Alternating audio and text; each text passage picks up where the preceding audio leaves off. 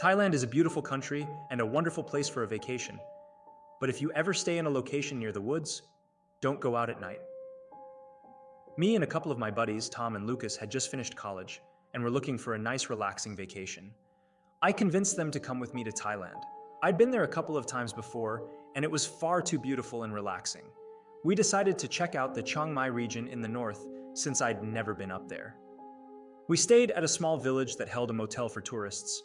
It was a bit of a shack, but it had air conditioning, so I didn't complain. The room had 2 beds and a couch, and Tom was the one who got to sleep in the latter. There was no way any of us wanted to share beds with another dude.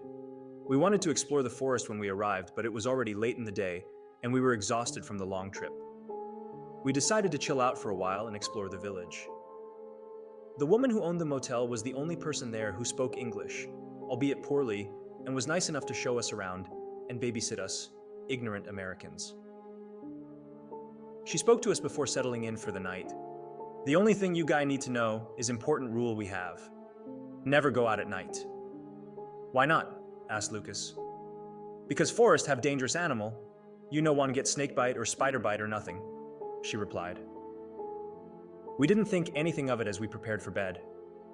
But right before we settled in, Tom noticed something as he looked out the window. You guys, come look at this, he said.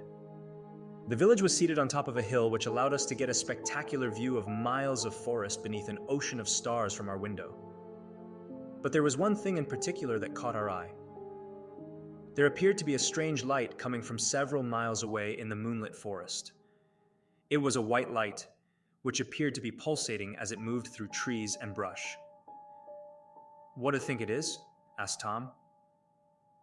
I haven't got a clue, replied Lucas as I shrugged my shoulders. I'm guessing it's just some dude with a lantern, I said. I thought it was against the rules to go out at night, said Lucas. Maybe he isn't from the village, I responded. Or maybe he just don't care about the rules, said Tom. We stared at it a few minutes before shrugging it off and going to bed. The next day we awoke with the sunrise, had breakfast, and headed out towards the forest. Next to the path leading out of the village, there was a pit with a waist-high bamboo fence surrounding it. We held our breath as we walked by, unable to stand the horrid stench it emitted. Inside was filled with what appeared to be animal entrails, rotting rice, dead lizards, and maggots. Bleg! Why'd they have to put their waste pit right next to the path? I complained. We spent hours exploring the forest, examining the wildlife that could be found. We found snakes, wildcats, a troop of monkeys, and lizards, including a monitor lizard. The forests of Thailand were so rich with life compared to those in the northwestern US.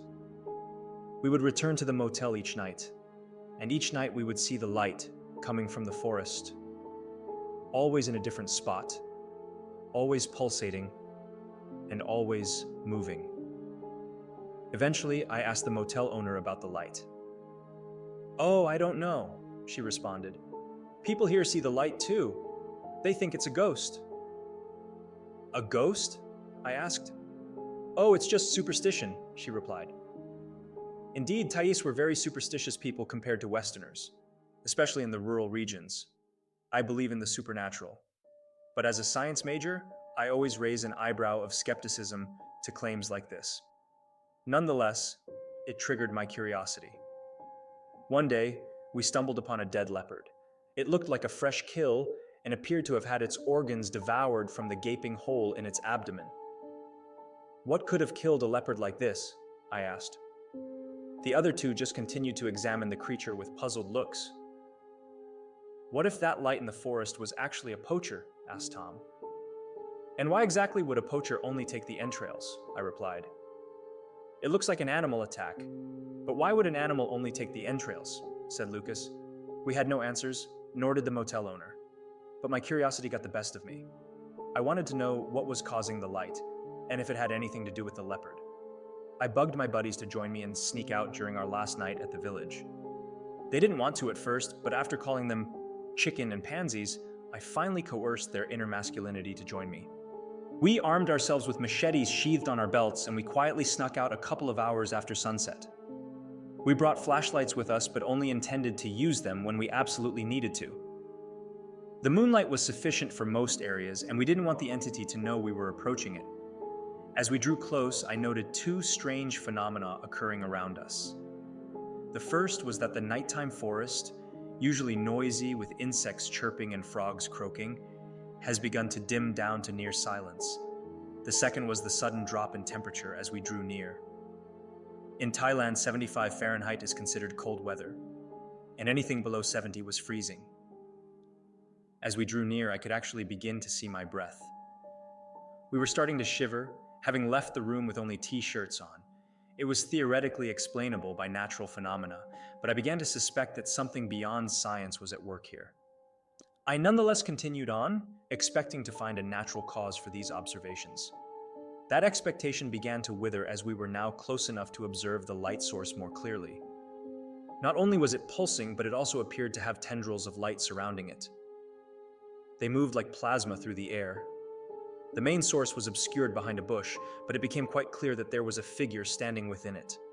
A Thai woman, young and beautiful. Only her face could be seen from over the bush. A 3-foot radius around her was the light originating from. It pulsed about once per second, dimming briefly before returning to normal. Her gaze was toward the ground. My heart pounded with excitement, astonishment, and fear. What was she? A ghost? An angel? We stood there in silence and amazement until somebody broke a twig underfoot. The girl's eyes shot in our direction. She knew we were watching her. She stared for a moment before she darted behind the bush she was hiding behind, and her obscure figure began to drift away through the forest. I was more than curious now. I was hooked to a line and could only be satisfied by understanding the thing I had seen. The other two had felt it also and followed me without hesitation when I directed them. We had our flashlights on now, walking swiftly in pursuit of the entity. We watched as it entered into a cave on a cliff wall and stopped just outside of it. We knew from horror movies that dark forests were a bad thing, and caves in the middle of them were even worse. "Bro, I'm scared," said Tom. "I don't want to go in," said Lucas. "Well, do you expect me to go in alone?" I replied. "It's not too late to turn back. We can forget this ever happened," said Tom. No, we can't forget, and my ignorance will haunt me if I fail to understand what that thing was," I said. We paused for a moment, looking at one another, as if drawing straws in our minds. I finally volunteered. "I'll go in under the condition that you two owe me all I can drink for the rest of the year." They stood for a moment before Tom spoke. "Fine, I'll buy you drinks. If you want to go in, you can. We'll wait here." With much hesitation, I slowly walked into the cave, praying under my breath. I was now shaking, not from cold, but fear. The odor came quickly, the same as the one emitted from the pit of rotting entrails, but it was far stronger. I coughed as I covered my nose with my shirt. Before long, I noticed the bottom of the cave was littered with animal bones. I was just about to chicken out when I saw the back of her head, protruding from behind a rock. I stood and stared for at least a minute, not knowing how to respond. Finally, I managed to whimper a hello to the entity. It turned around, and I saw its face once more. But this face was no longer that of an enchantingly beautiful Thai woman. It was hideously burned. Charred black teeth partially exposed through deteriorated flesh. Her eyes had shriveled in their sockets. The creature slowly drifted into full view from behind the rock, each additional inch causing my heart to sink deeper into my chest. The creature's body wasn't a body at all. It didn't even have a neck. Instead, the creature's entrails dangled from its windpipe and hovered above the ground. Its heart was beating, the light pulsing along with it. Its stomach and intestines slowly squirmed, as if the creature was digesting something. Chunks of adipose were attached to its viscera, which dripped with a mixture of blood and fat. My jaw dangled as I stood there, frozen in terror at what I saw. Its lungs contracted as it let out an unnatural hissing shriek. It lunged towards me, and I finally turned around to sprint it as fast as I could out of the cave. "Run! Run!" I shouted towards Tom and Lucas, who were waiting for me. They saw the creature behind me as I ran past them, and without hesitation, they followed behind me. We ran and ran, occasionally stumbling over a log or brush, but always making sure that we were together and that nobody had been left behind. The creature certainly hadn't, and it was no more than 200 feet away at any time. Eventually, I spotted an animal with my flashlight, which began running across the forest floor with us. It looked like a feral pig. Hoping to make a distraction, I pulled out my machete, caught up to it, and struck it in the neck. It shrieked in pain and stumbled, but I kept on running. Before long, I began hearing the animal shrieking furiously behind us. I turned my head back to look and saw that the entity had captured it. I stopped in my tracks to catch my breath, my friends joining me. We watched as the animal was suspended in the air by the creature's tendrils of light, which were ripping out the animal's intestines. I felt sick and wanted to vomit as I saw it begin to devour the raw viscera. We continued to run onwards back to the village, clearly visible on the hill, with a lamplight emitting from our room. Gasping for air, we burst into the room and locked the door behind us before collapsing to the floor in exhaustion. We closed the curtains, dimmed the lights, and sat in our beds, not daring to even try sleeping. The other two were silent as I prayed and clutched at the crucifix around my neck. "What was that thing?" whispered Lucas. "A demon? A ghost? A monster?" "I have no idea," I responded. We sat in the darkness for an hour or so before we saw a pulsating light emerging from the forest. We quickly hid under the beds and held our breath. We could hear strange sounds from outside, as if the creature had been devouring something else. Within a few minutes, it stopped, and the light faded. We continued to hide until the break of dawn, and we stayed in our room until we saw other people coming out of their houses. "I told you guys not to go out at night," the motel owner said with anger. "We should have listened," I replied. The other villagers also seemed aware of what we had done. They stared at us angrily as they began taking rotten food to the pit just outside of the forest, which was now empty. We left southbound to Pattaya, where I spent the next few days taking great liberty in my free drink privilege. We tried our best to sleep, but nightmares kept waking us.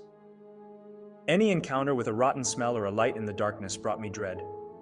Eventually, I went to a temple and spoke to a monk about what I'd seen. He explained that in Thai mythology exists a creature known as the Krasue, or Krasue. As the legend goes, a beautiful woman who lived centuries ago was burned at the stake. A witch tried to save her by casting a spell, but did so too late. Only her head and inner organs survived the fire. Her spirit is said to haunt the forests of Thailand and is always hungry. She devours the entrails of animals along with rotting carcasses and rotting food. Thailand is a beautiful country and a wonderful place for a vacation.